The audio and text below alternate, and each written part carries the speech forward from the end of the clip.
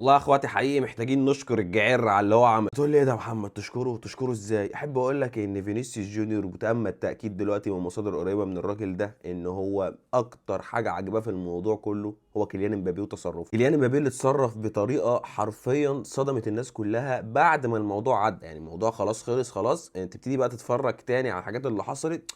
ايه ده؟ ايه اللي كيليان امبابي بيعمله ده؟ خد عندك امبابي في وقت ما الحوار ده حصل كان حرفيا اكتر واحد محموق لفينيسيوس جونيور، وراح وغلط في الراجل ده وزقه واتخانق معاه وخبط في كل اللي حواليه. اول ما خلص الماتش على طول وخلاص وهما ماشيين بقى، مش مؤتمرات صحفيه، مش بقى ما يستنى ما حاجه تتقال او يتسال، لا، هو اول حاجه راح قالها، قال ان البني ادم ده ما ينفعش يخش احسن ملعب في العالم، ما ينفعش يخش البرنابيو، ما ينفعش ينول الشرف ان هو يخش البرنابيو، ان هو بيدعم فينيسيوس جونيور وان كلنا معاك وكلنا في ظهرك وكلنا واقفين جنبك والقصص الجميله دي. وان دي حاجه اثرت بالايجاب جدا على فينيسيوس جونيور وزادت حبه لكيليان امبابي لان هو حس ان هو واقف جنبه في اكتر وقت هو مستنيه فيه. فنسلم والله للجعير اللي بيخلي حبايبنا الاثنين يحبوا بعض اكتر ويزيد التعامل ما بينهم والتفاهم ويسلكوا لبعض اكتر ما هم سالكين.